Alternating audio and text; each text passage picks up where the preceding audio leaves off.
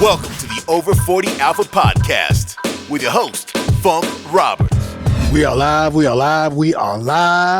and welcome to episode number 163 of the Over 40 Alpha Podcast. I'm your host, Funk Roberts, former professional athlete turned fitness expert for men over 40, 50, 60, 70, and beyond. And this podcast is for you, where we talk about nutrition, we talk about hormones, we talk about sleep and recovery, we talk about supplements, we talk about workouts. And speaking of workouts, we also have guests. And today I'm super excited to have, and actually welcome back, because he's an OG. That was one of the OGs on the Over 40 Alpha podcast many years ago. We've got an absolute legend in the world of strength training, in the world of unconventional training. I've known this guy for almost 15 years. I'm telling you right now, he is still at it. And when I say one of the OGs, literally, I think he had the very first ebook in fitness. I'm really excited because we've worked together before. We've collaborated on the best MMA exercise you've never done. So that may give you a hint of who we're talking about. We've been in masterminds together. So this guy truly is one of the guys that, one of the things I've been talking about is creating, like, how when you give flowers to, legends, right? We generally give people their flowers when they pass, but we need to learn to give people flowers while they're still alive. Legends who are still alive. And today's guest, Nick Nilsson, aka the mad scientist of muscle, aka Wolverine, is on the podcast today. And I'm super excited because we're going to talk about his brand new book, Return to Prime, which I just finished one of the workouts. Phase 1, day 1, absolutely crushed me. Chest, back, legs, thighs. I did it. It was an amazing training session. Again, outside the box training methods. That's what he's all about. Very unique, very outside the box, but all backed by science. And it works. I mean, I wouldn't have collaborated with him many years ago if I know these workouts work. His training works. His training is super awesome.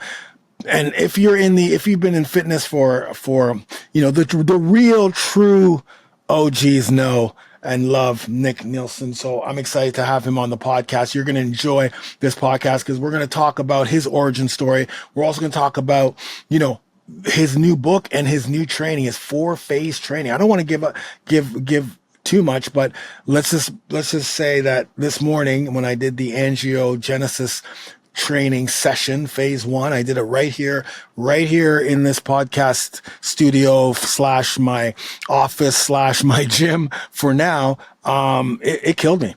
It was unbelievable. And, it was very challenging and it was very outside the box in regards to the protocol. And I'm excited to share this with you because if you're at 40s, 50s, 60s, 70s, 80s, you know that, building muscle is super important. You also know that we're losing muscle if we're not training in the right way, training in an effective way, training with purpose. And this is what we're going to talk about today. And I'm excited and you're going to want to stay. But before you go, please do me a favor because I'm back, baby. I'm bringing you episodes. I'm bringing you guests. I'm telling you, I'm coming at you full throttle and I want you to stay with me. I want you to keep coming back. And I also want you to leave me a 5-star review. If you learn anything from this episode, please leave me a 5-star wherever, if it's Apple, if it's YouTube, if it's Spotify, leave a 5-star no matter where you listen because it helps me, it helps my algorithm, it helps this program. We were actually voted one of the top I think it was last month, we were one of the top health and fitness podcasts out there. So it just helps. I'm trying to help men over 40. I'm trying to bring you guys the best info, the best guests, the best techniques, strategies, everything that we need, mindset, testosterone, workouts, nutrition, recovery, sleep, everything, physical, mental recovery. We got it all. But the other thing I want you to do as well is think about one of the things we talk about in this episode is supplementation, right? Because with this program, Return to Prime, there's 4 phases and each phase has specific supplements that you want to take. Now, you don't have to get these supplements just because of this program. Get these supplements because they're the Funkster supplements, and they're also powerful supplements that we have. One is my alpha creatine. If you go to Funk Supplement Shop, then use podcast 10. You're going to get 10% off, plus whatever other discounts may be going on the page. But our new alpha creatine, it is 100% creatine monohydrate. We just launched it. It's awesome. You want to get it. You're definitely going to want to get it. If you're a man over 40, you should be using creatine anyway. Our last podcast episode, I talked about creatine. Grab it right now. Podcast 10. This gives you 60 servings. That's 2 months of creatine in this one bottle. So grab it, go to funksupplementshop.com or funksupplements.com and get this. Also, the pre-workout, our performance pre-workout. This is an awesome pre-workout. It has arginine, beta-alanine, has L-citrulline, which are two of the awesome pre-workout ingredients specifically for this program, right? Helping with blood flow, for the angiogenesis training, but also for all of his phases.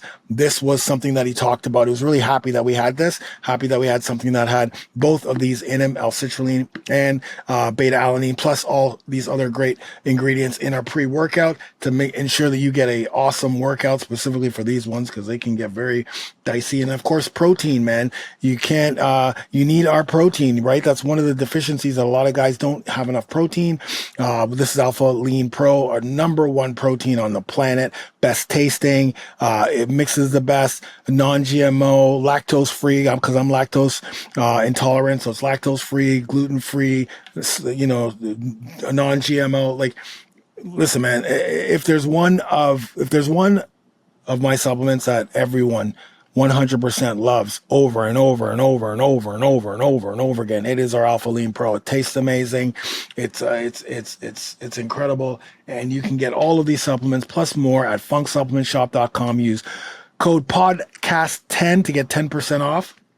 And I'm excited. I'm really excited to bring you our guest today, Nick Nilsson, the mad scientist of muscle, because we need muscle. So without further ado, I want you to enjoy our conversation. And again, thank you so much for your time. Now it's your turn to get it done. Enjoy the podcast. Welcome, everyone, to the podcast. Welcome. I'm so excited today to have a good friend. Listen, this is a good friend. We've known each other, I think, 10, 15 years. He's definitely an OG. We call him the mad scientist of muscle, call him the king of unconventional training, like the best exercises you've never done, still crushing it, still going.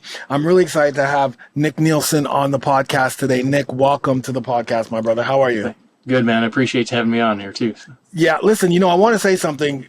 You are, and I'm definitely going to say this, Noji. One of the things I want to do is I want to start giving, like, it's called like a golden dumbbell, but you know how people give flowers, but usually when people give people their flowers, it's usually like after they pass away.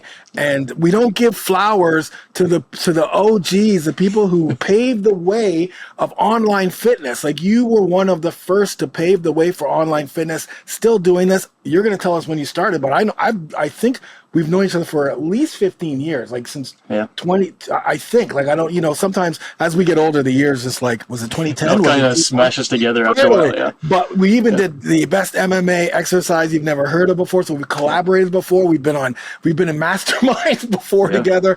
And to see you coming back with an awesome Return to Prime book, and the other thing too, as we were talking offline, is I hate you right now because I did the first workout, angiogenesis workout, I did chest, back, buys, and a little bit of legs. I didn't go too deep, but man, that was a game changer for me. And I've been in this industry for a long time, and I've never done anything like that before. And so I'm excited to talk about that, talk about the Return to Prime, give you your golden. I got to make a golden dumbbells, and I'm going to start giving them out to the OGs who have paved the way. I mean, and so if I had one, I'd give it to you. I'll get you back on the show and give it to you whenever I get that going. I appreciate that. Yeah. But why don't we start with who you are? What's the origin story of Nick Nilsson and the mad scientist of muscle?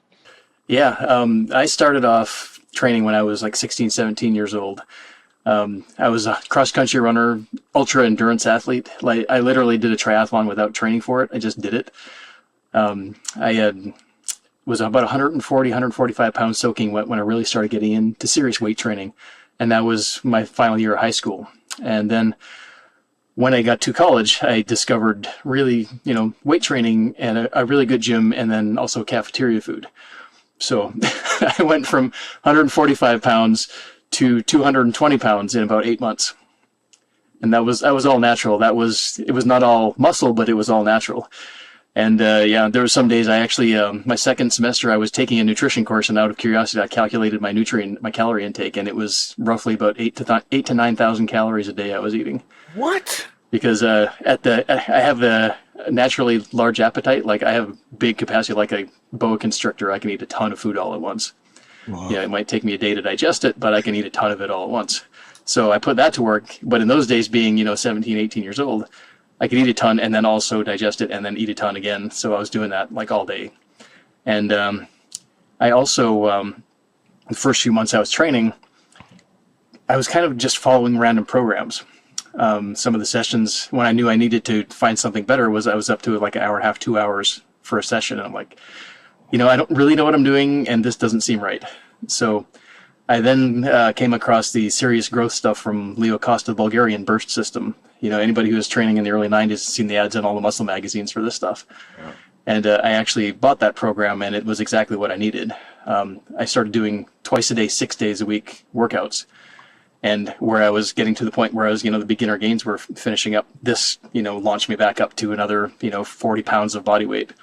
Wow. So I learned a lot from that. And I learned that the conventional ways of doing stuff is not always the best way to do stuff, because a lot of the stuff that this Bulgarian burst system in particular talks about is frequency training.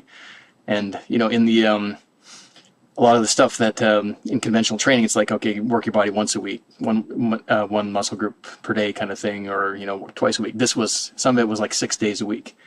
Wow. Like every single day you're working your whole body. It's like, that was really interesting. That was eye-opening for me. So that got me, the weight training bug really bit hard on that. And I'm like, okay, now I can take my own creativity here and apply this to training as well. And also, it didn't hurt that my dad was an ultra endurance athlete as well, and he did a lot of weight training in his basement. He actually built his own equipment out of plumbing pipe. So that's my experience with seeing this is actually kind of normal. My dad was doing this in the basement, and it's like, okay, there's no limits here. I can do what I want. I never got constrained. And then taking that all together, I decided to pursue physical education as my major, that in psychology. So as I kind of learned more and more about biomechanics, kinesiology, anatomy, the works on all that, I got more and more into the science aspect of it. So I was able to take the creative aspect of it and mash it with like real science and put those two together.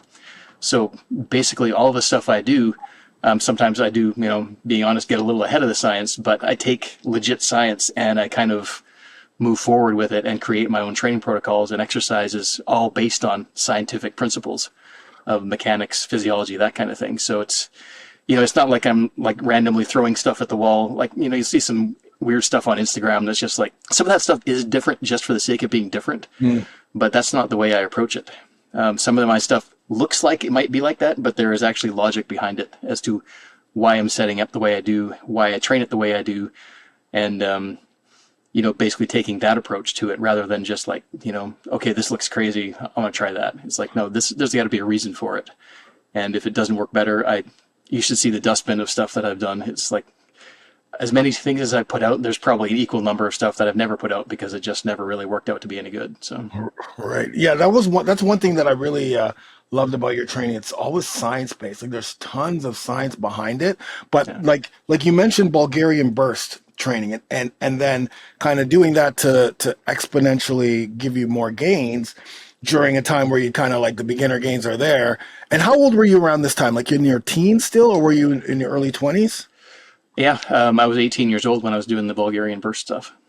Okay, so Bulgarian burst, and then this is the other thing that then you actually went to school for for exercise, physiology and that sort of thing. So that's where the science came in. But the one thing you said that now makes sense to me is your father, because a lot of the things that you do are very unconventional. So the fact that so you can see how even as kids, like our parents, they really rub off on us, right? I'm sure your father wasn't saying, "Oh, do stuff like this." Like he was just doing it, and creating stuff out of, PVC piping and plumbing piping. And that just allowed you to go, okay, you know what? If that's what my dad's doing and it's working and I'm seeing stuff, then I now have kind of like the ability to do my own stuff, right? I don't have to be constrained. Like you're literally innovation and creativity, like 101. Like that's you. You're always I appreciate that. Yeah. That's incredible.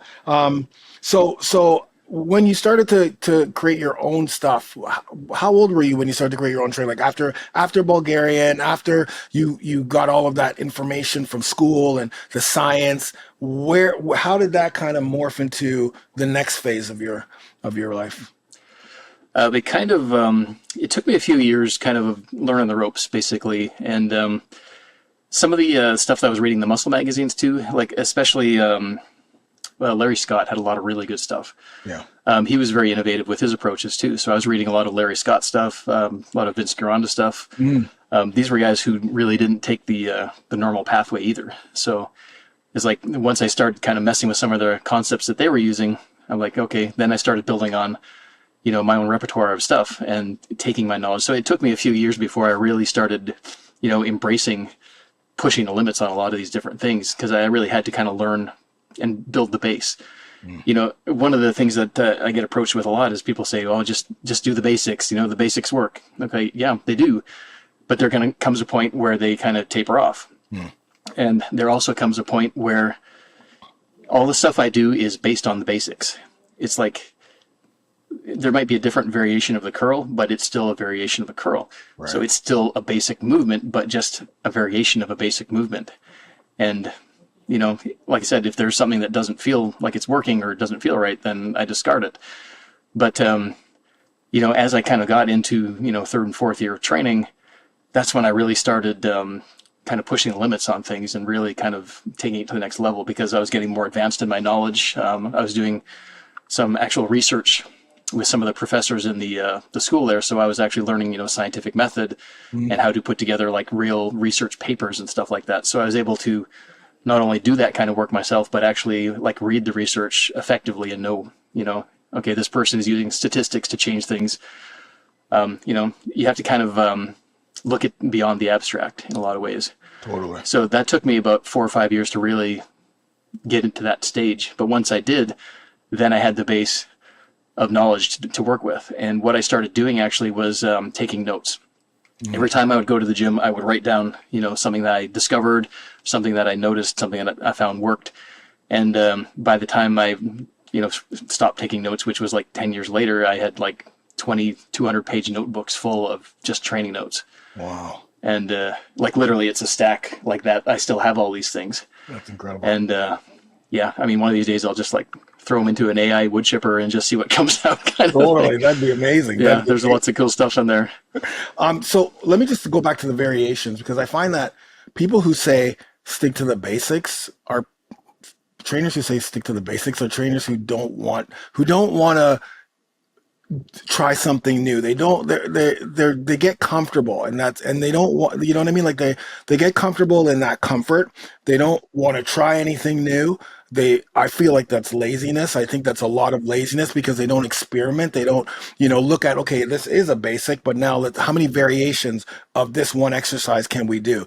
There's tons, and you prove it because it's the best exercise you've never done. I mean, if we go back 10, 15 years to those programs alone, and then add what you've been doing for the last, 10, 15 years, it'd be incredible to know how many bicep curl variations or how many combinations you can put together for one exercise and still get more advanced gains hitting different muscle groups. And that's one thing that bothers me when I hear that. Yes, we know the foundation, of course, but like, do something else, like help. Yeah. You know what I mean? And and not to say if somebody's really, really that's all they want to do, great, good for them. They're doing something. I appreciate that. But when you actively discourage other people from trying anything, that's when I have a problem with it, because that's when it becomes stupid, essentially. Yeah, totally. And you really need to, and you might find something that actually works better. And that's kind of always been my focus with the training stuff. It's like, yes, the basics work. A lot of my training, like a good portion, at least 50 to 60% of my training is literally the basics. Like the other day I did like a squat workout with a straight barbell squat. That's basic. I do a lot. My next book I'm coming out with pretty soon here is a barbell bench press book, basically using a lot of different techniques to spare your joints. Shoulders always get messed up when you're doing too much bench press. Totally. I've come up with a bunch of, assistance exercises, techniques, methodologies, cues to save your shoulders while building up your bench press. And my shoulders, if I do too much bench, just get wrecked. This has basically prevented that completely from happening. This is the perfect time for this to come out too, because as we're, how old are you right now? I'm 51.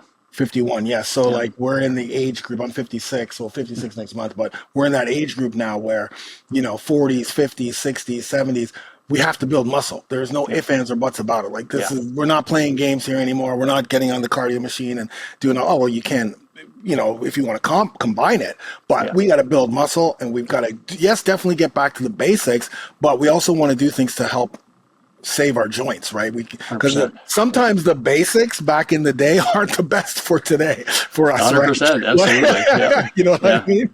Yeah. So now you've kind of got the research. You're kind of starting to move into your own way. Like when did exercises you've never done come in? Like when did you start that whole brand, and what sparked you to start that brand? Because that's where I learned about you way back. Yeah. Basically, I started working on cruise ships for a while. I met my wife on the cruise ship. We actually got off the ships together, and I moved down to the States with her. And I needed to find a way to, have an income, essentially. So I started doing online personal training back in 2001. So right at the dawn of the internet. Oh my God. I think I was literally like one of the first people to do online personal training. And at that time, it was really hard to do because there were a lot of resources. YouTube did not exist for like another 5-6 years at that point. So I had to, whenever I was shooting exercise videos, I had to borrow my mother-in-law's video camera. I had to compress everything down to something that you could download on a dial-up connection in a reasonable amount of time. So I had to do videos where they were like 200 kilobytes. I had to get them down to that size, which these days is like a quarter of a second of a quarter of a video. So I had to do a lot of programming to, make that happen. Right. And it was just so much work at that time, and it was trading time for money.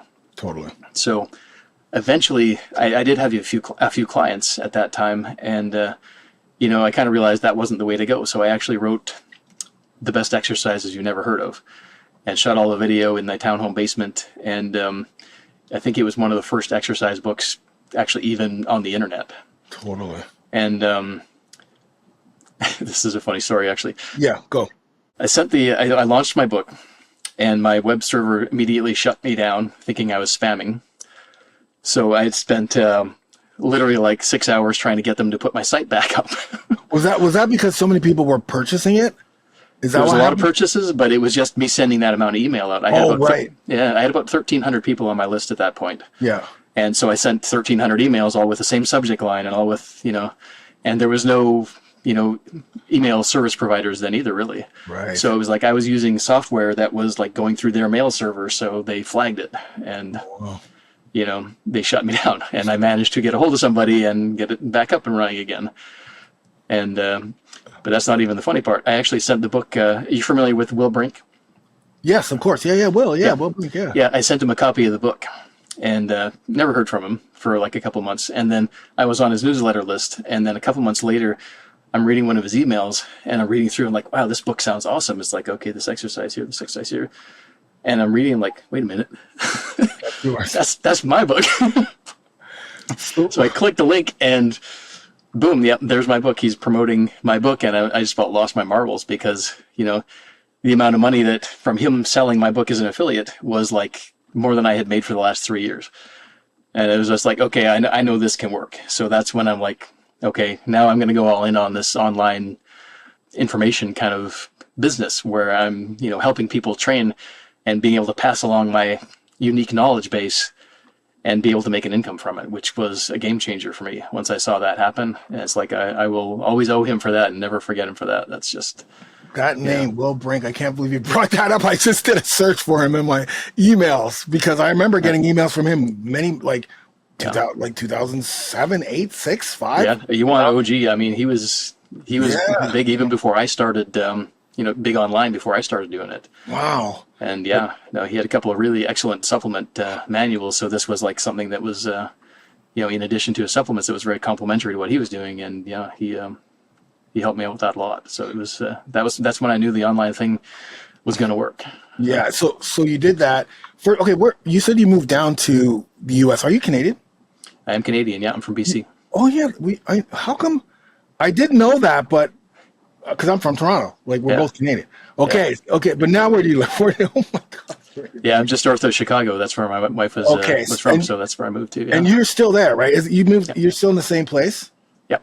Because I see the videos, they're same place. It's the same gym. Yeah, no, I've been in this house now in my basement gym since 2003. So 22 years, yeah. Yeah, because it was so familiar to me this morning. When I clicked on the link and saw you in the basement, I'm like, oh, this is so familiar. Like I've done workouts with you before 15 years ago in this same basement. It's such a nice thing to have that. It's incredible that you're still doing this and still changing lives. And so the first book comes out and then you get all of this great, you get revenue, people are buying the book, people are probably loving the book at the time. You got videos in that book, right? So that first book, you click the videos and it's just like it does now. And the video shows right up, inside the book, yeah. I love that. And so did that spawn all the rest of that's how that spawned that brand of Best Exercise Never? You just said, okay, I'm going to keep doing it? Or like who taught you that? I did. Okay. You just basically, there was some software for making the ebooks, but I basically learned how to do HTML programming in order to have an online business. Yeah. So. No, but who taught you like the branding? Like this is you created a brand. You were known as the unconventional exercise you've never done brand. In fact, we collaborated with my MMA an MMA exercise you've never heard of. It was just like it only made sense.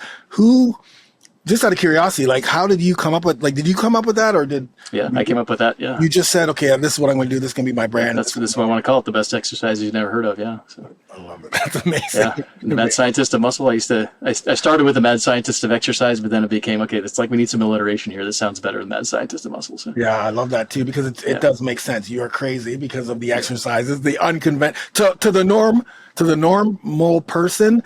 Well, for the normal person, actually, it would be like, oh, this is cool. Let me try this. But to the fitness, the fitness snobs, it'd be like, oh, this guy's crazy. This guy's crazy. Yeah. Mad. And then the scientist part, right? So it's like, it's so like the regular people are so open to like, oh, let me try this. It looks cool, right? Because they're kind of like, they're open, but I'm not even going to get into it. But it's funny though. I had some t-shirts made not too long ago that actually have all the, negative comments that I've received about my training.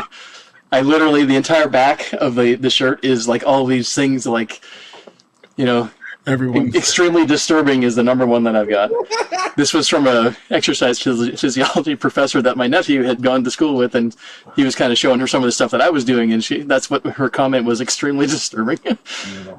They're so close-minded, man. It's downright scary was another one. That was actually my dad who said that. You're crazy, but it's amazing because it works. Yeah. It works, and that's the creativity, innovation, the unconventional style of training that works. Fun. And it's totally fun. That's the other thing too, right? It is fun. It's the change up. It's fun. It's exploring things that you didn't think your body and muscles could do or move in a way. And so so now we're moving from the best exercises you've never done. You have a full library of those. Check those out. Of course, I'll put those in the link and a link to your site. But now you reach 40, okay? Because you're doing all this in your 20s and 30s. But now you're 40.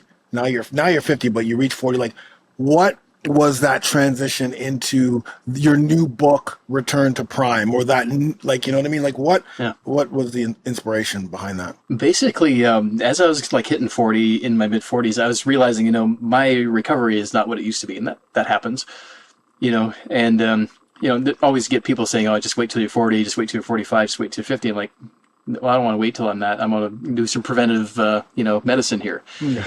So I started, digging into, okay, what can be done? What kind of things can cause muscle loss? What kind of factors go into this? And I came to realize, over the course of, 35 years of training, normal conventional training is great. It's fantastic for, holding on to muscle to a certain extent. But it's not necessarily the muscle that's the problem for losing muscle. It's the underlying systems that support your muscle that tend to disintegrate, or decline faster than the actual muscle. That's what's causing your muscle decline. It's not that you're not stimulating the muscle with weight training. That's absolutely going to hold you together for a long period of time, a whole lot more than not doing anything, obviously. But I started looking into, okay, what are the underlying systems that actually support our muscle mass that, keep your muscle from declining? It's like, I drew parallels between that and people who are easy gainers. When you're in your teens and your 20s, who gains muscle the fastest? What are some of the commonalities with that? And I came across basically 4 different physiological systems that support that. You got your circulation, which is blood vessel density. You've got connective tissue. You've got the number of muscle fibers. The more muscle fibers you've got, the easier it is to build muscle. And then you got your nervous system activation and efficiency. So those were the 4 things that I really delved into the research on to kind of determine, how can I improve these different systems or make them function better and better support muscle mass so that, once you get into the 50s and 60s, those systems are like they were 20 years ago. And that was the key that I wanted to really hit because, I'm still doing stuff now at 51 that when I was in my early 20s, I like, no way a human being could do some of this stuff. Right. Like literally, like what the workout I did yesterday, I was doing connective tissue training, static holds. I had 815 pounds on the bar. Wow. And I was doing intervals of 1 minute, just static holds with that weight on my back. Rest a minute, back on for a minute, rest a minute, back on for a minute. And I did that for 20 minutes. So it's like, I'm 51 and my bones are not breaking. My skeleton is adamantium at this point, I think. So you don't have any injuries, or you're not okay, let's go back. What's your recovery like? So you're able to recover. How many days a week do you train? I train 3 days a week. Okay. So 3 days a week using, are you using Return to Prime, or you're on to something else? I'm on a different program right now. Okay. But you did Return to Prime. Awesome. I've done that program multiple times. Yeah. Right. Gone through the whole thing multiple times. And it basically, it takes what happens by accident with training and makes it happen on purpose, is the way I like to do it. Because normal training will work these systems and will improve these systems, but at a much kind of smaller level than when you actually focus on these systems and target and tailor the training for improving these systems. Yeah, you just said something there. You're like it does it by accident. So that means that probably you don't know that you're doing your training, but you don't know what specific movements or exercise that you were doing that actually got you that. So you could literally be doing this, doing the different phases style of training, not really knowing what it is that it's actually doing. Is that what you mean by accident? And then essentially, yeah, it's like for example, like heavy training, heavy squats. That's going to work your connective tissue. Right. Is it going to work it the best way? No, because there are specific things that your connective tissue requires in order to be worked the best. But it is going to work your connective tissue. For example, like say connective tissue training is like 100%. Heavy training with squats or bench press or what have you is going to be maybe 50% of that. Right. So you're still going to get a lot of the benefits, but you're going to get a lot more of the benefits by focusing on that for a set period of time. Okay, so let's break that down now. Let's break it down because I read the book yesterday, and that's why I was excited to actually, jump into the workouts. So You said there's four phases, right? Yeah. Let's talk. Why don't you take us through each phase, what each phase does, and maybe the setup of the workouts? Yeah, absolutely. Yeah. Okay. Yeah. That's the best way to approach it is because I put these phases in a very specific order, right. And they're gonna. For best results, this is the order that I find to be, the most effective. So phase one is angiogenesis training, which is your circulatory system, which is capillaries or capillaries, however you want to pronounce it. These are the tiny little blood vessels where oxygen and nutrient exchange happens. So as we get older, your body kind of pinches those off. That's why one of the reasons I think, in theory, actually, as people get older, they tend to want to have the heat turned up in their house. You know, because your circulation is diminishing, so you get colder more easily. You know, by doing something like this, you're actually specifically rebuilding the circulation to the muscle fibers. And the way I've got it set up, you're not only doing that to the all the fibers, you're actually doing it specifically to the fast twitch muscle fibers as well, which one of the, you know, as you experienced in the workout that you tried, you know, there's a very specific way to do that. So the essentially what we're doing is increasing blood pressure locally in the muscle. So we're actually forcing a ton of blood into that muscle, and then we are basically ripping new pathways for the blood to go through. And this is literally how it happens on a cellular level. So it sounds bad. It's not bad. It's not going to affect your, you know, overall systemic blood pressure. That's a whole different ballgame. Okay. So what we're doing here is, for example, the workout that you were doing, angiogenesis training. Let's take let's do dumbbell. Chest. Yeah, we'll do chest as a for all of them. Let's do chest. Absolutely. Okay. Say take a light dumbbell, pair of dumbbells. You're going to do a set of like 40 to 50 reps of dumbbell press, or basically however many you can get with that until you get to the point where you're not at failure, but you're approaching failure. The goal being to force as much blood into that muscle as possible. Then you're going to set that weight down, say like 15 pounds, like you said. You're going to take a weight that's about 3 to 4 times that amount and immediately do 2 reps with it. Focusing on those 2 reps, really squeezing hard. So you're going to take all that blood that's in the muscle and push it through these, you know, pathways that you're trying to form. So you're really like literally focusing and forcing new blood vessels to open. And this actually does happen. There's an entire medical journal called Angiogenesis, and I read through a lot of these studies and, you know, diagrammed everything. It's like there are names for this phenomenon when you're basically forcing new blood vessel pathways. So this is not something that I'm making up in hopes that it works. This is like medical research. This happens. So actually pushing and forcing those blood vessels to open up will cause them to get bigger at some point, the more you do? Essentially, you're forcing new blood vessels to be grown. Right. Yeah, so not necessarily bigger, but you're getting more of them. Yes. So the density that's feeding your muscle mass is increasing. Okay. So as we get older, because those capillaries are diminishing, you're not getting your muscles as much food. You're not getting them as much oxygen. And when muscles are starving, essentially, they're getting smaller and they're going away.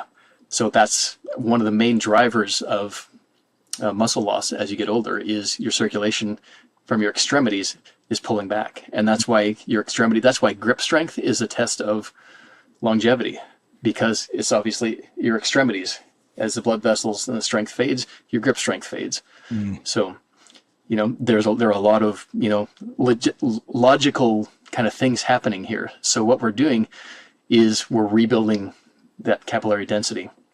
Right. By doing very specific training. So going back to the actual training, so we did the high rep stuff and then the 2 rep stuff. And 2 reps is very specific because it allows us to use a weight that's heavy enough to basically dramatically ramp up the pressure in that blood pressure in that muscle, but not so heavy that you can't do more than 1 rep and you can't keep doing it.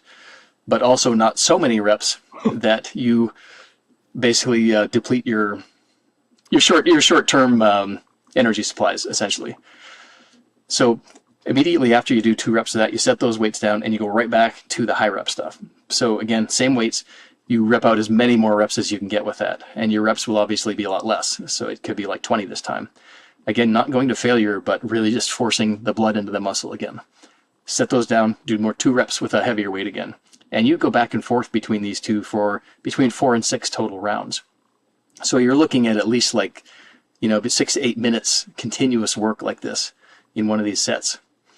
And it's quite an experience, as you can attest to that. Yeah. 100%. So I did it this morning. I chest, biceps, back, but the chest was the very first exercise. I did flies. So I used 15 pounds for the flies. I did floor flies and floor press. I used 15 because I didn't know what to expect, right? You said you used 25 or something. And I'm like, okay, if he's using 25, and this is his program. I'm going to go through it. I'm going to humble myself a little bit because I don't want to kill my shoulders, or my shoulders are already bad. So I did the first set, and by the, you're getting, at first, again, this is one of those things where when you're training, and this is kind of like how I talk about training, is you got to train intentionally. Like, you've got to like be intentional about every movement, because if you just start doing flies with 20 pounds or 15 pounds or whatever, and if you're not focusing on really the muscles that are going to be used, then you may not even feel it, and then you're just like going through the motions. But with that intention, it just adds a little bit more to focusing on that mind muscle connection. So I did I did 30. So at about 20, that's when I started to feel it. And then it got really tough at 30. And then I'm like, okay, I don't know how I'm going to pick up these 40 or 50, 55 pound dumbbells. I don't know how that's going to happen, but I did it. It was like, bam, bam. And then but then as I kept going with the light 15 pounders, that was getting extremely difficult, down to like 15, and then 2, 10, and then 2. 5 was so hard. 5 was hard because I was really concentrating. 5 reps with 15 pounds was very difficult. And remember, there's no rest in between. This is like you're going back and forth. Yeah.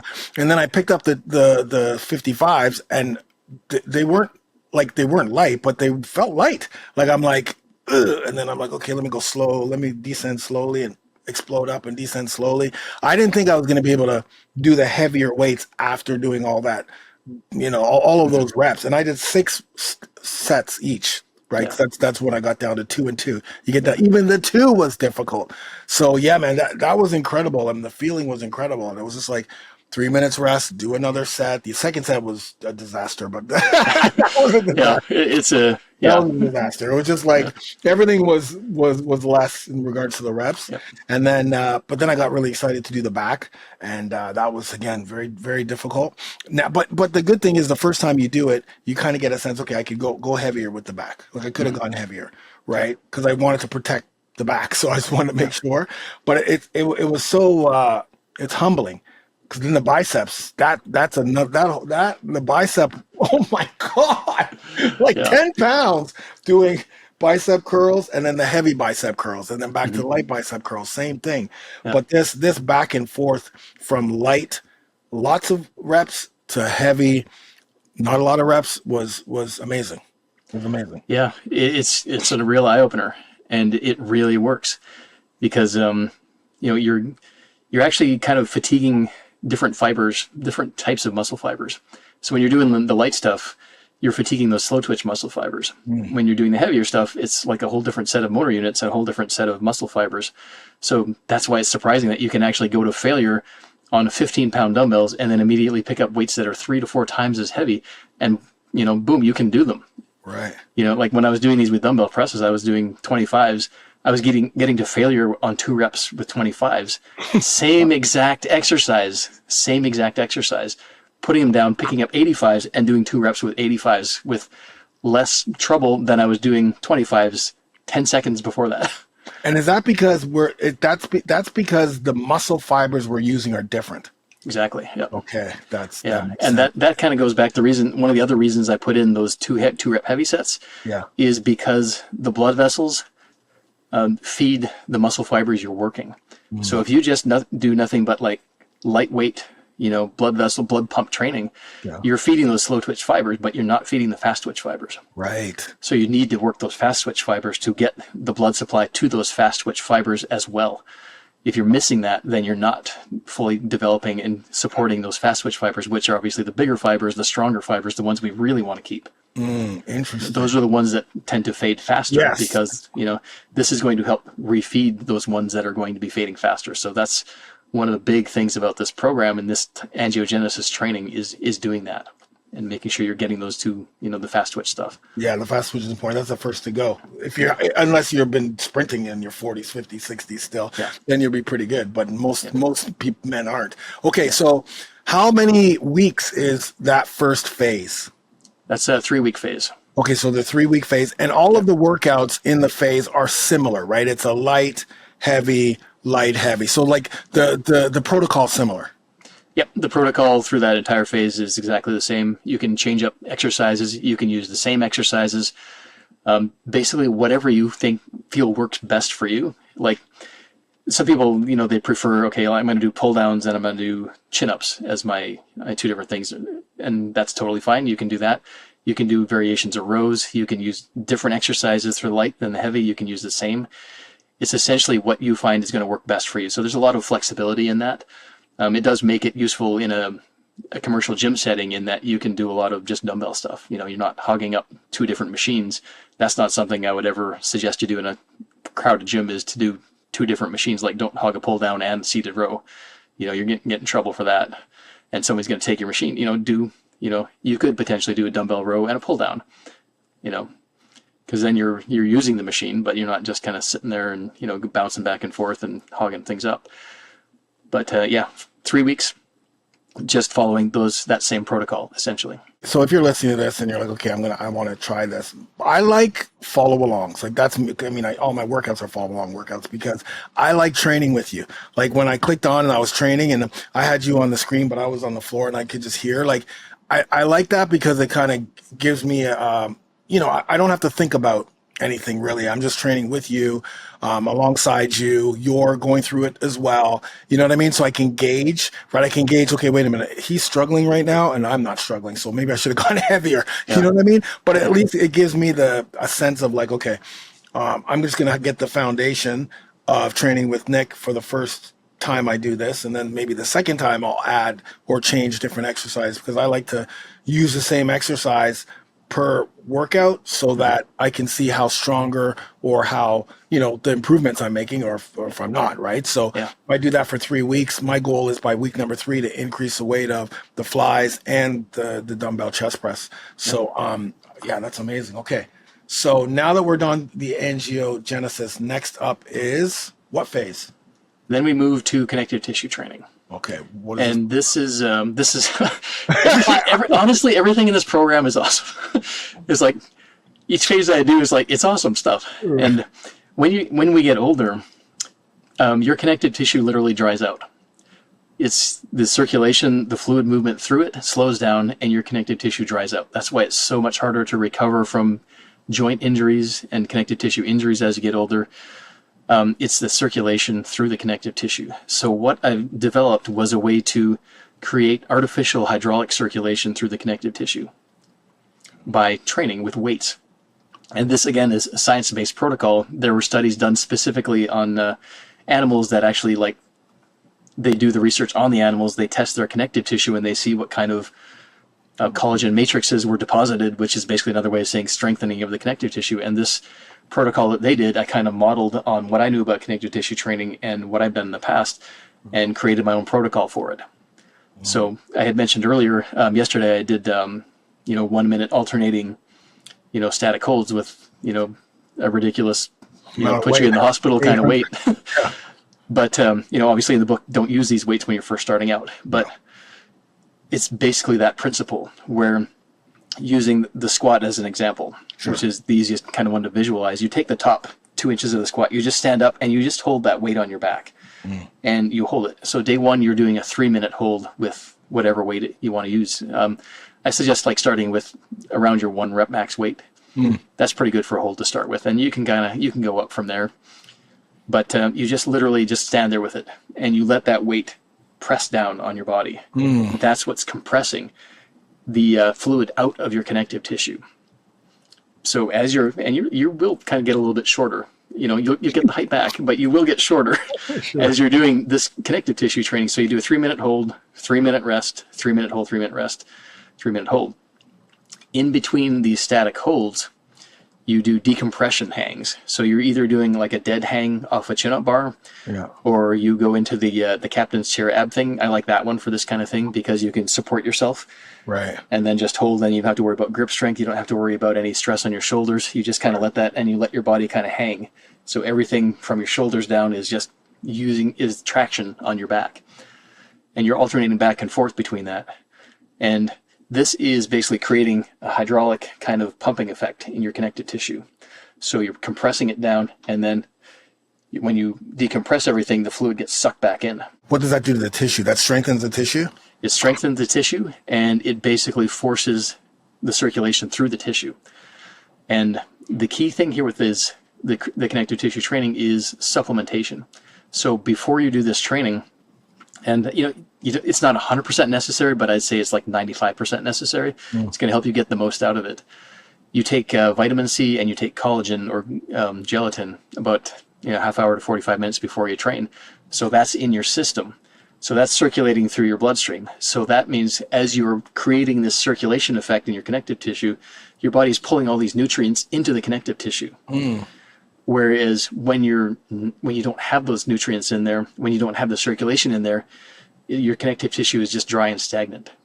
Whereas when you're actually forcibly creating this hydraulic circulation with the nutrients that your body needs to rebuild and strengthen the connective tissue, that's exactly what we're looking for, because that's what's going to help your body do what it should be doing and do what it did 20 years ago when you couldn't heal from these injuries.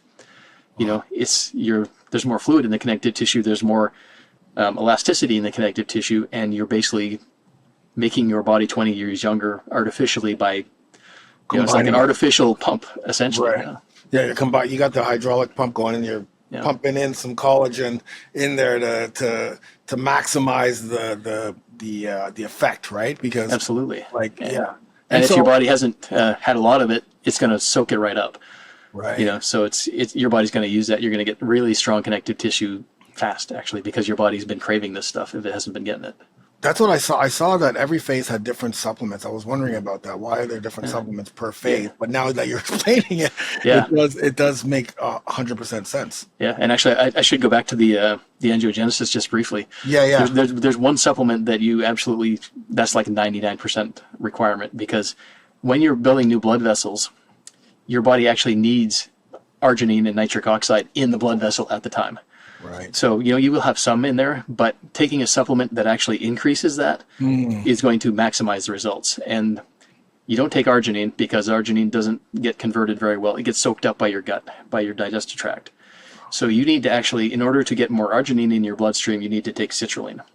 Right, the combo, right? Yeah, and I take L-citrulline D-L-malate as the primary one, and you take a good serving of that. And not only do you get even more of a pump from that, so it makes it even better in that respect, it actually supports the process of creating new blood vessels. Yeah, and it's just having that in the bloodstream at the time that you're training is really important for that. So that's something that I include in the book. I include a source that I get mine from. It's just like a bulk source, and I just put it in a glass of water, like 8 to 10 grams. I've actually tested on myself to see what my tolerance is for it. Yeah. And in the research, they say about 8 grams. Which is about a tablespoon. I've gone up as high as 30 to 40 grams just to see. The research said that there was no toxicity even at really like mega doses. So I wanted to kind of see if that was true. So glad you're doing it and not me. Yeah, and it was actually just fine. Like I didn't notice anything bad about it at all. I didn't notice anything. I've gone as high as, once I hit about 20, then it wasn't really going to do anything more by going up higher. That was kind of the upper kind of limit on what I think was effective. But so you can do, the 8 grams, or you can go up to like 20, 25, test that out. It's not going to hurt you whatsoever. It has a very sour taste to it. That's, the downside to it. There's no tingling like you get with some supplements. There's beta-alanine. Yeah, exactly. Yeah. See, we have beta-alanine and L-citrulline in this supplement. I took this beforehand. Awesome. So I was like, all right, okay, beautiful. Yeah, that'll juice you up, man. That'll juice you up big. Yeah. Okay, now, because I'm like, wait a minute, that makes sense now what you're saying. I'm like, my pre-workout has both of those in it. So that's awesome. Man, that's amazing. Okay, so so we got the supplements. Okay, the collagen. I just want to go back to that, because what if someone doesn't have access to collagen or vitamin? Oh no, 2 things. So number one, because sometimes my guys will go, well, I don't have collagen or vitamin C or whatever. Is it still going to work for me? Absolutely, yeah. Okay. Yeah, you're still going to get results from it for sure. So your body, from the food you're going to have a certain level of these nutrients already. The supplementation is going to kind of help boost results from there. Totally. But I never really say that supplements are never 100% necessary. Right. When they're targeted, they can be very helpful, and they can enhance the results you get from the training. Yeah. But even if you just get a cheapo vitamin C from Walgreens or from the drugstore, sure, that's going to be good. If you get like a pack of Jell-O, which is literally gelatin. Okay. You know, have some of that before you train. You know, Wow. you know, here's your orange Jello pre-workout.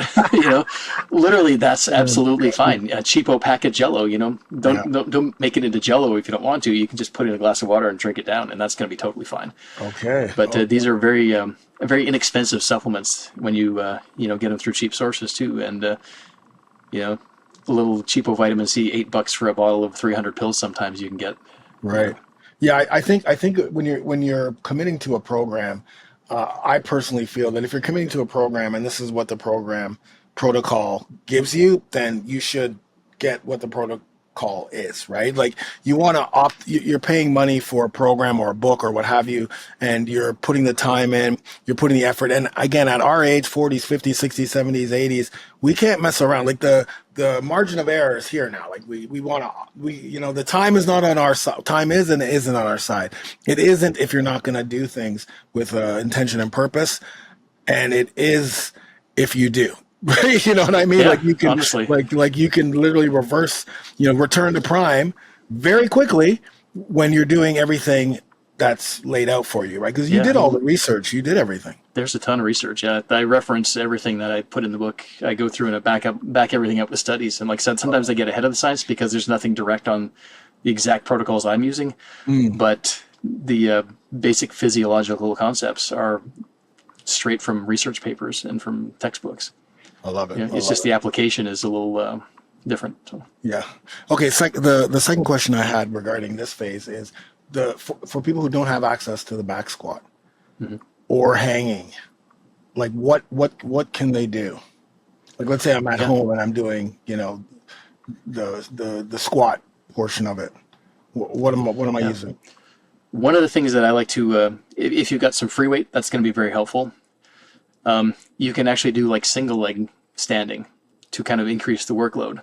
So you can, and we're not trying to work your balance here, so hold on to something. Right. But essentially what we're doing is we're trying to increase the amount of loading on your body.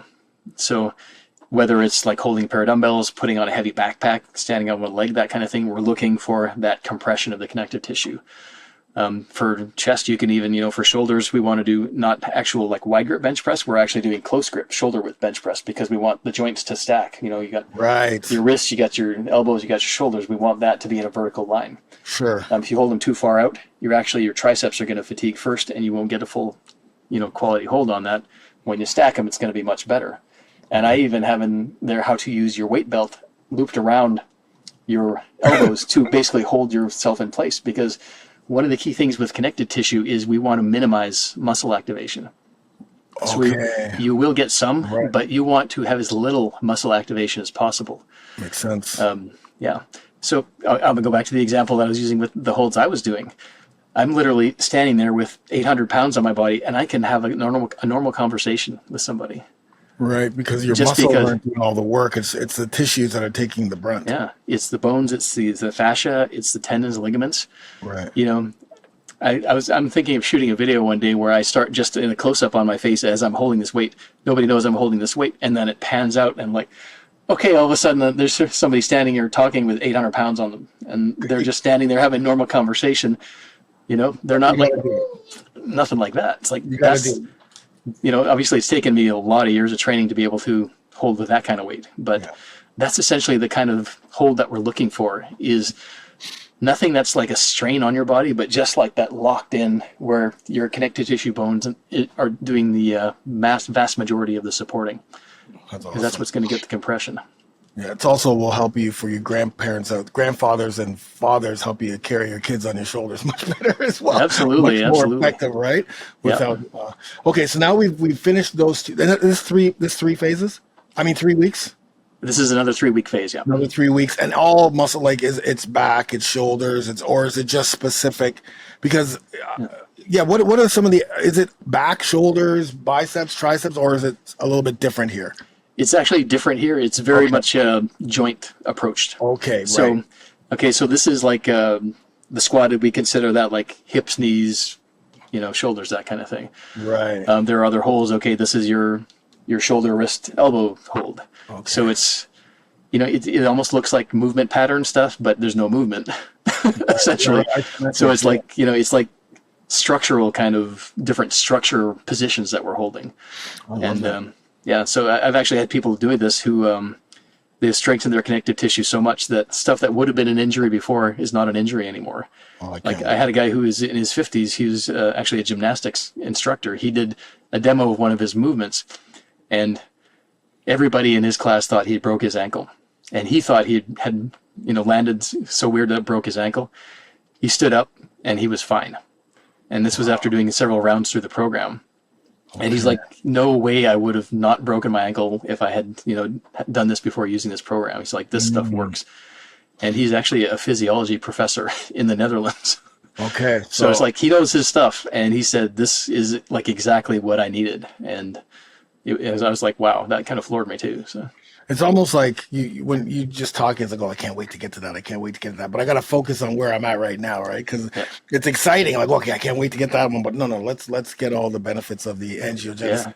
Yeah, because you need, and the reason the order is like you need that circulation to help the circulation to the connective tissue. Okay. So there's a method to the madness. Speaking of method, what is the next phase? The next phase is hyperplasia training.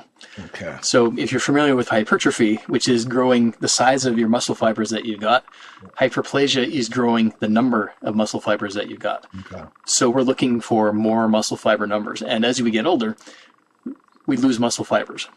That just happens. And so even if you were an easy gainer before, you're going to gradually turn into a hard gainer. And if you were a hard gainer before, then you're doubly screwed. Right. Essentially. So what our goal here is to basically kind of turn that back. And if you were an easy gainer, we're going to turn you back into an easy gainer. If you were a hard gainer, we're going to get you back to kind of like a normal level of, capability of building muscle by increasing the number of fibers. And the first thing I want to acknowledge is that there's no direct human evidence that this happens in people. There is a lot of indirect evidence, and there is direct evidence in animals. So these training protocols have been proven to be effective in animals. I actually talked to Dr. Jose Antonio, who did the research studies on animal training for this, where he achieved a 300% increase in muscle growth in birds' wings with his stretch protocol. When you read the protocol, it's like, okay, there's no way a human being can do this kind of stuff. Yeah. And I agree. So I kind of had to, tailor the protocol to what a person can, can work with. So when I showed him my protocol, he said, yeah, this actually could probably work.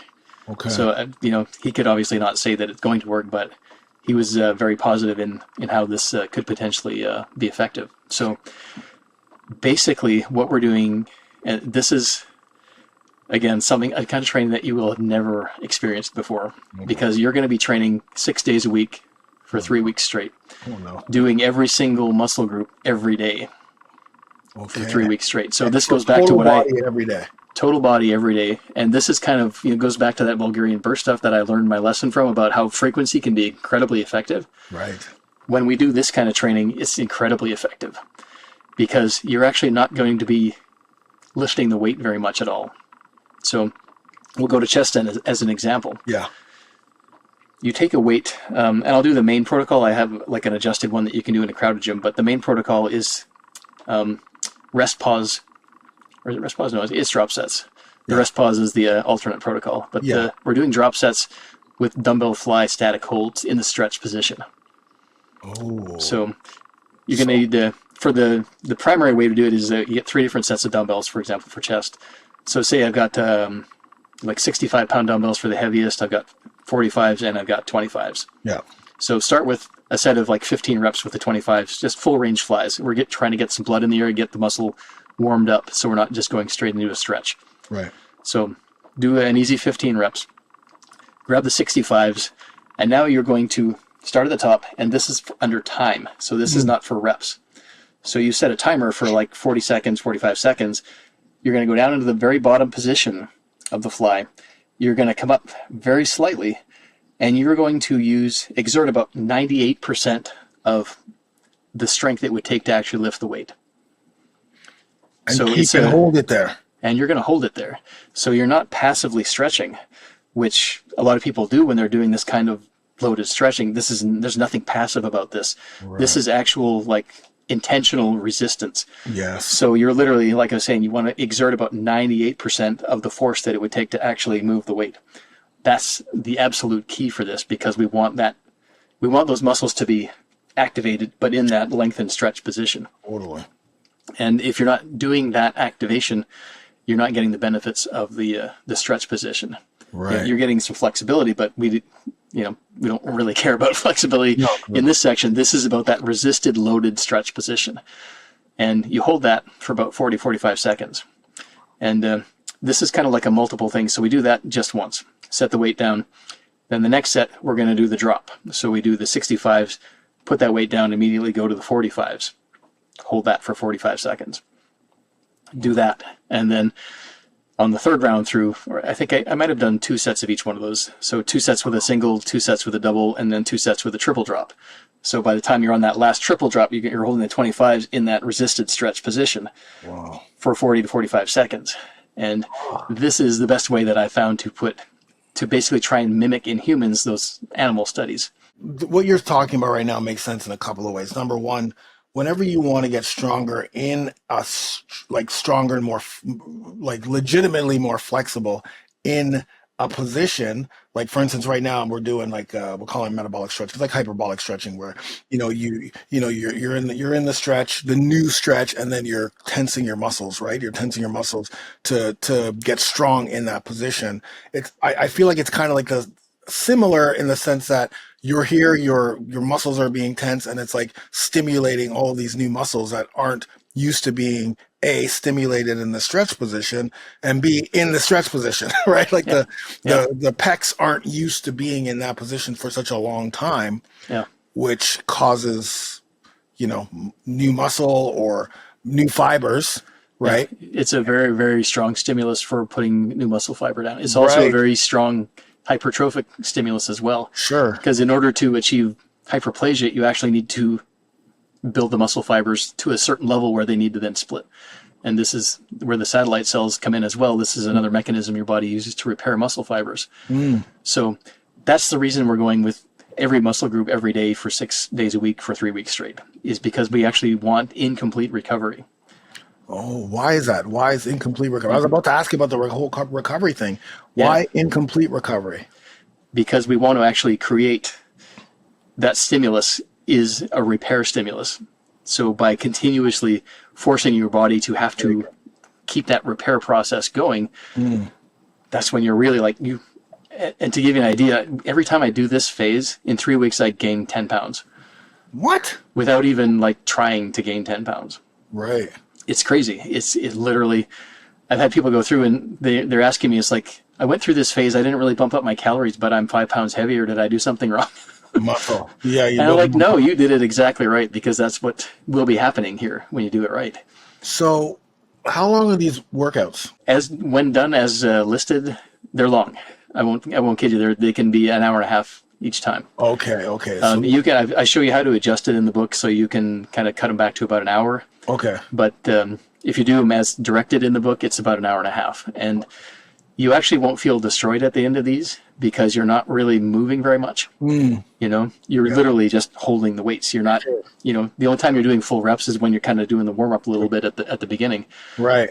But you're not really, moving the weight at all. So you can actually, the muscles themselves are getting worked, but your nervous system is not getting trashed at all. Okay. So you can come back the next day and still do a pretty reasonable facsimile of that prior workout. And you can use the same exercises, the same holds, if you find they're working good for you. You can kind of switch things up and experiment a little to see if there may be something that's working a little better for you. But there's nothing wrong with sticking with the exact same positions the entire time. And that phase is also 3 weeks, because the research shows that after about 3 to 4 weeks, your satellite cells are depleted, and there's no point in doing that any longer until they kind of replenish themselves. Wow. Okay. I'm excited about that. What supplements am I using during this one? That one, creatine is good. The citrulline, actually use it on every single phase. Okay. Because that helps with circulation just in general. And, rebuilding muscle fibers, we want more circulation. So. And I can use creatine throughout the whole thing from phase Absolutely. 1 all the way. Okay, perfect. Yep, that's great to use creatine through the whole thing. In phase 1 especially, we want creatine loves water. Yeah. So we want as much, muscle volume, blood volume as we can get. Yeah. So creatine is great through the whole program. Highly recommend it. Yeah. Perfect. Okay. One other supplement actually. Yeah. Which one? For this one is omega-9 arachidonic acid. Omega-9. Yeah. If you're familiar, yeah. This one is actually pro-inflammatory. Okay. It's very strange to think about that you actually want that. Exactly. But for this program and for this training, for this purpose, it's actually incredibly effective. And when I do this program, I actually highly recommend taking that supplement. And there's only one company that really makes a good version of it. I've got that source listed in the book there. Yeah. Yeah. But that one, it actually enhances that satellite cell usage process. Yeah, because I would never tell anyone to take omega-9s, ever. It's crazy, isn't it? I'd be like, don't ever take that. Now I'm like, take it. Yeah, just for this phase. For this phase. It is pro-inflammatory. It sounds like it's like the wrong thing to do, but it actually really enhances the effect of this exercise, of this program. And it will make you probably more sore as you're doing it. Sure. But for this short amount of time, it's actually going to really enhance the response you get from your body in terms of building up more muscle fibers. I did a fair bit of research on that too, and because I had tried that stuff before in regular training, and I thought it was pretty good. But then once I started digging into the research on hyperplasia and one of the metabolic things that go into the process, okay, this stuff is awesome. It's like, this is exactly what I need to do. Wow. Okay. So now we're going into phase 4, the final phase. What are we at there? This is nervous system efficiency and activation training. Okay. So as we get older, our nervous system kind of loses nerve cells, and there's nothing you can do about it. I've tried to find ways to regenerate that. There's nothing really that currently there is to do about it. So what we need to do is make what we've got work better, more efficiently with greater activation. And this is absolutely possible. This is how weight class athletes get stronger without getting bigger. Okay. So we look at better technique. We look at more efficient technique, higher activation of the nervous system. So basically, we're using what we've got more effectively and more efficiently. So the training techniques that I've got in this phase are designed to do just that. And some of the stuff in here is it's very strength oriented. So you're doing very low reps. You're doing very power oriented stuff. You're doing very tight form stuff. So there's no going to failure on any of this. Right. There's no doing a lot of reps. We're actually staying away from the lactic acid system. Right. We're not doing anything aerobic on here at all. This is a very low rep explosive power movements. Yeah. Okay. So one of the best techniques that I found on here, and I'll tell you about another one that's really really insane after that.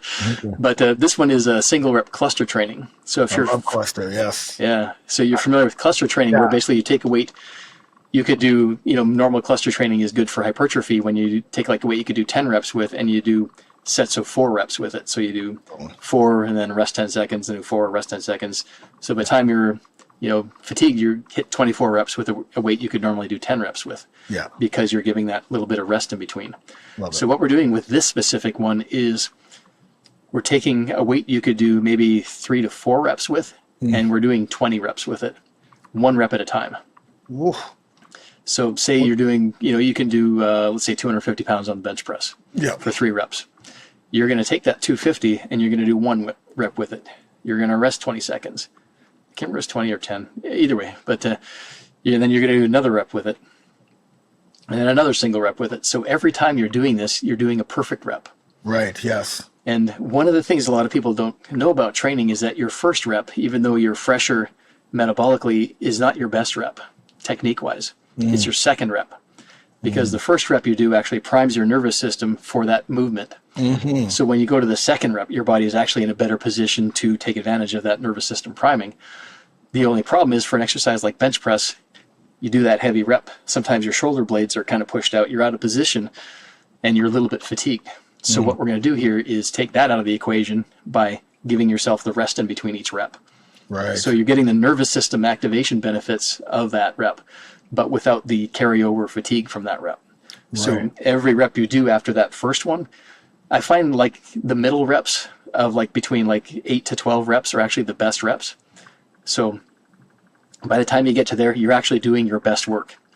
And then as you keep going on there, if you find that before you get to 20, then your form is starting to get off, or you're really starting, your bar speed is slowing down, that's when you end the set. So it's like, we're not looking to push to failure. We're not looking to mess up your technique, especially with the bench press, because once you start getting into the grinding reps, that's when you start to get injuries.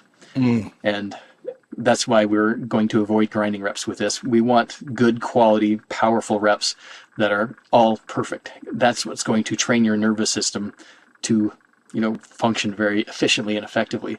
That's one of the many reasons why Olympic lifters don't do more than, maybe 3 reps in a set, is because technique starts to break down, and then you're starting to work bad technique. And you don't want to work bad technique with Olympic lifting, because one false move will get you. Totally. Yeah, 100%. I love clusters. I have that one of my programs. Cluster sets are phenomenal, but not this way. Did you just say 20 reps? Mm-hmm. Okay, because you were saying in the middle reps 12 to 8, and I'm like 8 to 12. You're done. It's like no. Then you said 20. I'm like, oh, I must have missed. Yeah, no, you're taking a weight you can get maybe 3 to 4 with, and you're doing a set of 20 with it. Right. So on that phase, you're breaking it up again, right? Like, you're not doing total body every day. How many days a week are you training on this phase? That phase is 5 days a week. Oh, so it's 5 still. So you still, and how are you breaking down the body parts? Some of that is movement based, and some of it is body part based. Okay. Because some of these things you're actually doing, like for example, the single rep cluster training is just one of the training days. Right. Okay. And then the next day is something different, and then the next day is something different. So there's a lot of variation. I get into isometrics in there, kind of isometric training that basically gets your nervous system really tuned to muscle activation. So whereas a single rep cluster training is more about efficiency, the isometric stuff very specifically is more about activation. So you're basically training your muscle fibers to learn how to activate more. Right. The one that I wanted to tell you about is the contralateral antagonistic neuromuscular activation training, which is an alphabet soup. But this is the coolest stuff. It's like a hack that you can test this on yourself with dumbbell curls and see the difference instantly. Okay. Because in your brain, you got nerves that cross over the corpus callosum, which is the connection between the two sides of your brain. Yes. 10% of those things actually innervate on the other side, or on the same side, I should say. So let's say this is my left side. 90% of those are innervating the right bicep. So when I do a bicep curl, that's 90% of the muscle fibers being activated, or 90% of the, motor units. Right. There's another 10% that could be activated. Okay. So what we're going to do here is, and that's where the contralateral antagonistic part comes in, we're going to activate the left tricep at the same time as you're working the right bicep. What is that doing? That's turning on the last 10%? Exactly. So that fires up 10% more because nervous system activation. Right. Instant, and it does this instantly. Really? So you can actually, I've demonstrated this with people. Take a pair of 50-pound dumbbells, do your reps on your dumbbell curls. Don't go to failure. We're testing the nervous system here. Now set them down, take a brief rest. Now next time you do the right bicep, do a short kickback with your left tricep, like a very partial range at the same time. We're just going to do a little, your shoulder is going to be bent back, maybe 15 degrees, so you're just getting a slight angle. Yeah. And because you're using a 50-pound dumbbell, that's going to activate the high threshold motor unit. So as you're curling up, you're doing almost like a simultaneous kind of. Yeah. Exactly. And how many reps are you doing? Are you just trying to turn on that last, like when you're doing this, all you're doing with the kickback is just turning on that last 10% on the brain so that you get more there. So do you have to do how many reps would you do on the kickbacks while you're doing the bicep curl? It's simultaneous. So as many as you're doing here, you're doing one there. So it's exactly at the same time. So if you do 5 reps here, it's 5 reps with a little kickback. Yeah. And it's not to fatigue the triceps, it's to get that activation. And when you just finish doing 5 reps with 50s and maybe it felt heavy, you do that same with a little kickback and it'll just jump right up. Okay, I'm going to try that. Everyone listening, try that. Yeah. You may not have to use 50s. You may have to use 30s or 40s, but use a heavy weight, right? use a relatively heavy weight, something you could probably get, low reps with, 5 to 6 reps with, and test it. Yeah. And you'll see instantly, like it's a weird thing, like the weight, use that same weight to test it with the same weight first. Yes. That weight will just all of a sudden it'll jump up. Okay. Because you're getting, Because why? Because of that increased activation due to those nervous, and this is anatomical. This is in everybody. This is how it works in your body. What's it called again? My name for it is contralateral antagonistic neuromuscular activation. Supercalifragilistic. Yeah, exactly. There's a lot to it. I actually got the technique. They're called scapjacks. There was a guy, I think his name was Mark Scapitucci or something, but he was a physiotherapist who kind of discovered this, where he was doing a dumbbell curl and an actual full push down. Okay. So he had like a single arm push down on one side, a dumbbell curl on the other side, and he was doing the whole reps on both of them. Whereas I decided, let's just focus on one target exercise and use the other one to just kind of assist. Right. And use a heavier weight. Like you can use a lot more for a partial kickback than you can for a full kickback, obviously. So even use a little bit heavier weight than you would normally do with the kickback. Because usually kickback, your elbows are higher than the shoulders. Yeah, for example, you're using a pair of 50s. You've got 150 in each hand. Oh, jeez. Okay. You got a 50 in each hand, and you're alternating sides. So you do 1 rep of the curl and then 1 rep of the partial kickback. Oh, okay. You're not doing it at the same time. You're doing one after the other. Oh, no, you're doing it at the same time. Then you're switching to the left bicep and then the right kickback. Oh, I see. Oh, okay. Right. So it's alternating. It's alternating. So that gives you the capability to alternate. Wow. That's really the only setup that it works well for that. I've got a method that you can do for your chest where you're doing like a partial kind of body weight row and then pressing with the other arm. Right. That'd be difficult. And that really works well too. That'll jump your bench press weight up like 10 pounds to 15 pounds instantly with your dumbbells. Now, it'll probably be very uncomfortable at first because it's not a natural lifting movement to do at the same time, but that's part of your training. It's very different, yeah.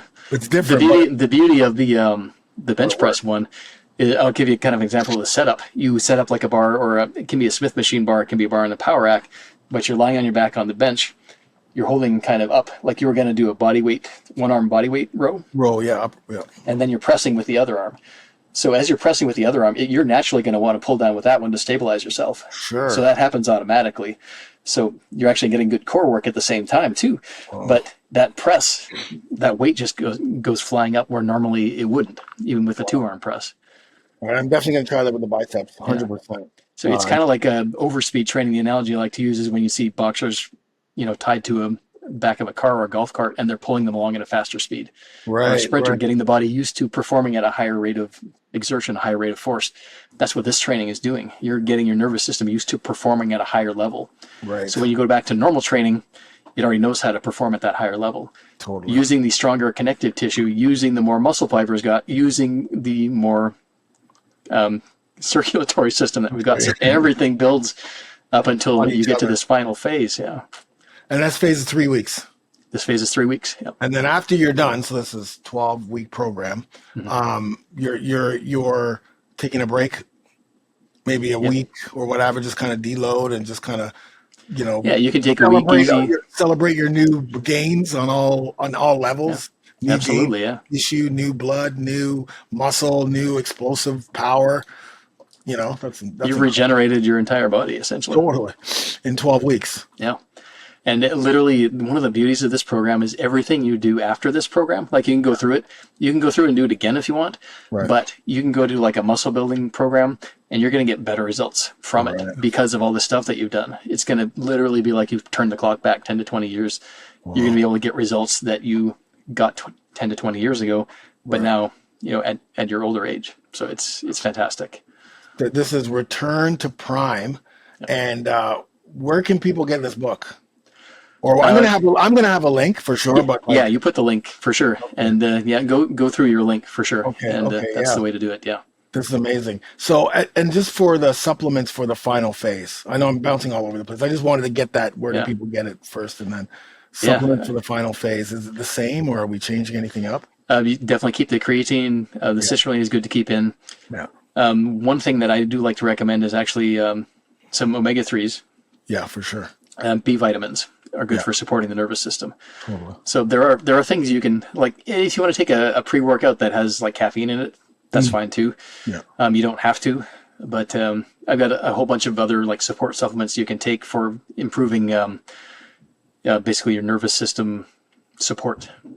And that's kind of what this is all about. That's what the B vitamins do. That's what the omegas do. Those are important for supporting your nervous system. Yeah. And that's what we're looking for here. Like I said, you can use caffeine, totally fine if you want to.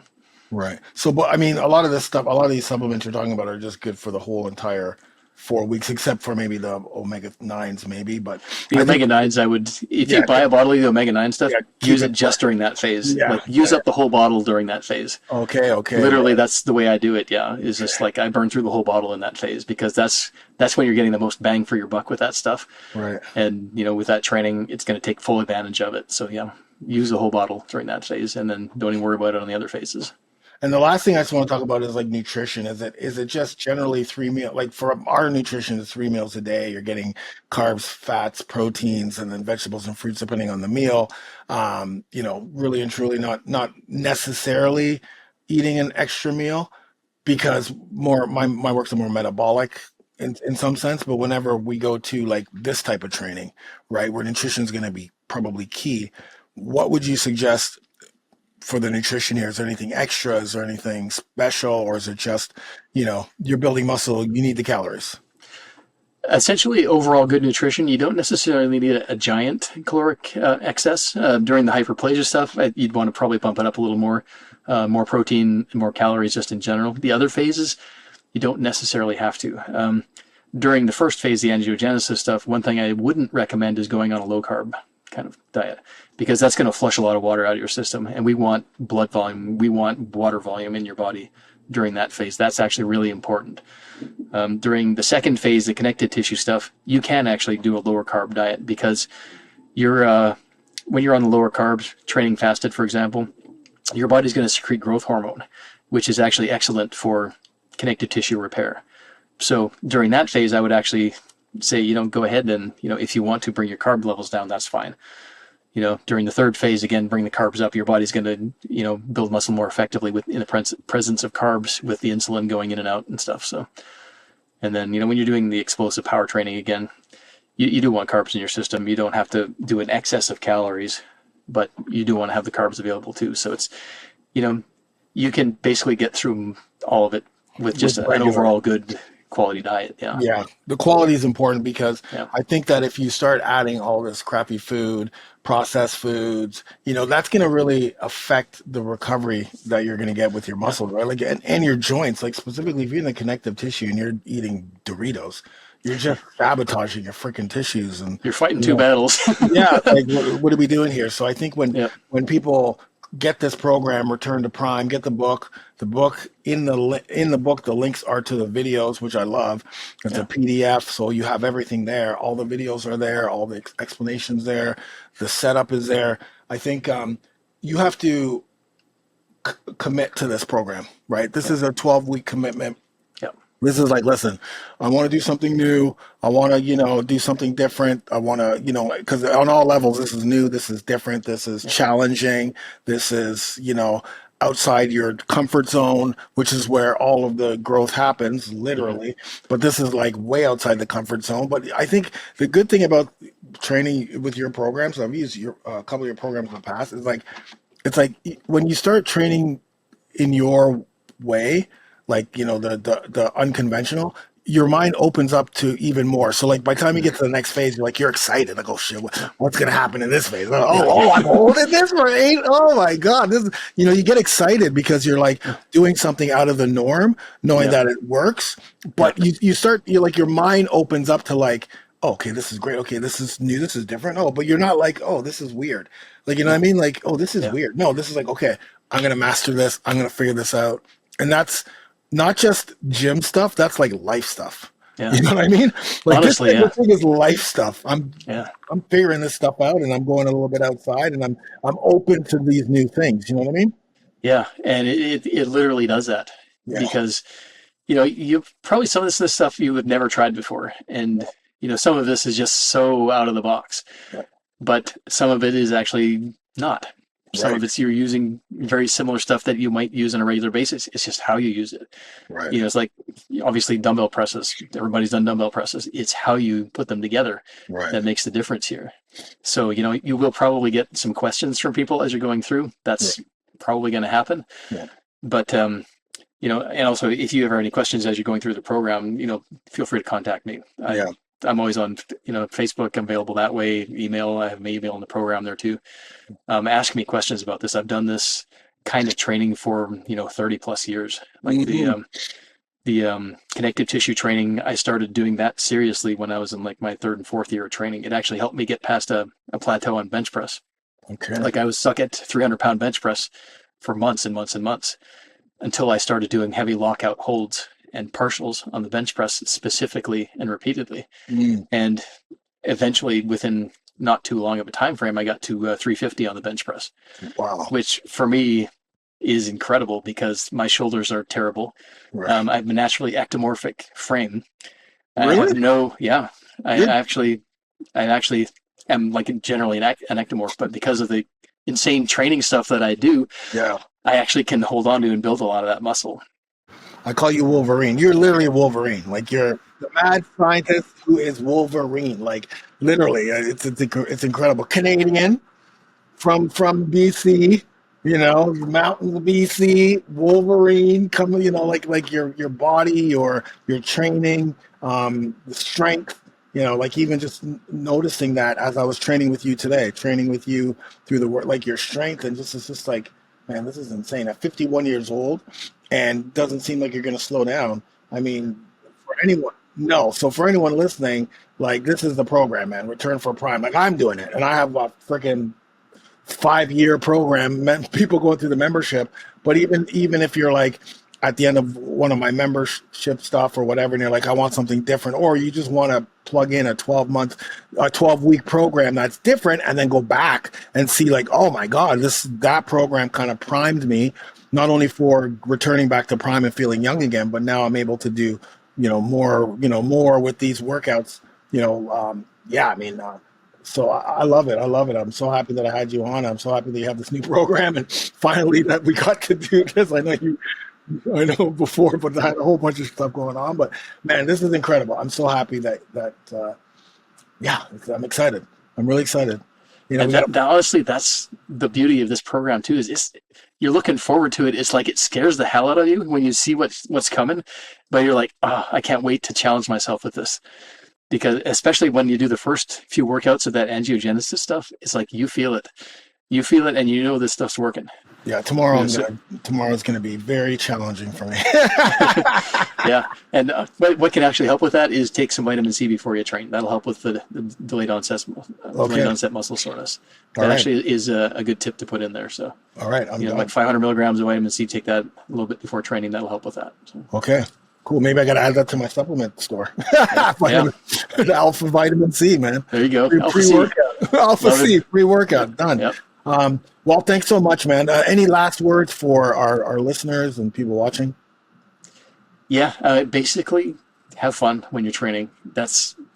I've been doing this for 35 years, and every time I go to train, I look forward to it because this is my idea of fun. I love to challenge myself, and I love to do the stuff that I'm doing, but that's what I want really everybody to know when they're doing this stuff is you got to enjoy the process. Yeah.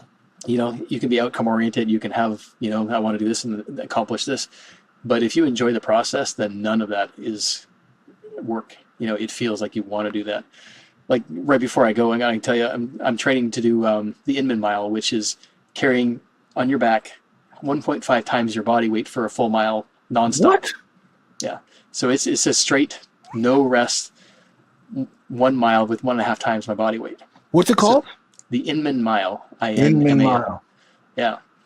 So a few years ago, a buddy of mine said, you should look into that. And I think you could probably do it. I looked at it and I tried it. I tried it with just a straight bar the first time. And okay, no way I'm doing this with a straight bar because I got a shoulder injury from doing that. Right. So I'm doing it with a safety squat bar, a Mars bar specifically. Okay. It kind of sits on your body like a backpack. Yeah. It's still going to be absolutely brutal, but I've literally been training like every single week, once a week, I do something with the heavy holds or a heavy carry. Right. And I'm getting to the point where I think it's doable. It's time. Well, make sure you tape it, video. It's got to be taped. No, nobody in the world has ever done it. Oh, okay. Wow. All right. Yeah. This is Guinness World Book of Records, right? Yeah.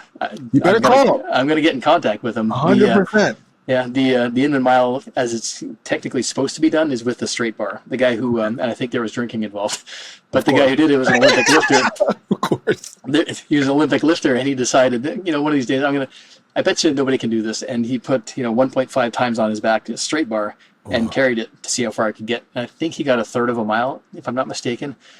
But, and I tried it with just body weight, and I'm like, the bar just slides down your back so much that it wrecks your shoulders. Oh yeah, for but sure. with this with the safety squat bar, even then, just the compression on your body, that's what makes it brutal. What about a yoke bar? What about a yoke? Would that the work? yoke with the same kind of that whole trap? Is that what you're talking? Or I'm talking about? It's like a safety squat bar. Okay. But it kind of, if you like an amusement park with the roller coasters, the way the thing comes down over top. Okay. That's how the bar sits on your body, just like that. Oh wow. And it's absolutely perfect for this kind of training. It's still having that compression on your body. Yeah. I've had to learn how to breathe differently. Right, for sure. Because you actually, instead of breathing up and taking in full breaths, you actually have to breathe from the bottom of your lungs. Oh, right. So you actually have to keep your shoulders steady and breathe, low in your body. Right, diaphragmatic. Because every time you breathe up, it basically gets your traps involved and gets, it fatigues you more, essentially. For sure. Between you and Logan Christopher, the two of you guys, you're superheroes. That's a YouTube Plastic Man or whatever. Wolverine. Like, you and Logan should do a program together. I got to ask him about that. Yeah. No, he does a You lot and of the Logan connected. need to do a program. One that's like the recovery piece. The two of you guys, you're like superheroes. It's insane. Yeah. This stuff this is much as my idea of fun. I mean, a couple of weeks ago, I did just to see. I held 1,000 pounds on my back for a full minute. See, this is just standing there and just let it, and actually being able to breathe under that load that's taken me, a lot of practice, and to basically train all the muscles, the breathing muscles and the supporting muscles to be able to be under that load and actually breathe. Wow. I won't say normally, but effectively at least. For sure. Well, thank you so much for being on the show, the podcast. It was a pleasure, man. So, guys, make sure you get Return to Prime. It's amazing. I'm doing it. I'm in phase number 1. I kind of threw everything else out of the door and said, okay, I'm going to do this because I just got excited reading the book. But it's a PDF. Download it. Do the program. It's awesome. It's for us guys who want to return to prime, right? That's really what it is. It's us guys who want to return to where we were in our 20s, our early 30s, perhaps. And, just get into the best shape of our lives as we get into our 40s, 50s, 60s, 70s, 80s, 90s, and 100 doing the Inman Mile at 100 years old, walking a mile with, right? I'm telling you, bro. That's the goal. Anyway, thanks so much, Nick. And thanks for listening, guys. And we'll talk to you soon. Take care. All right.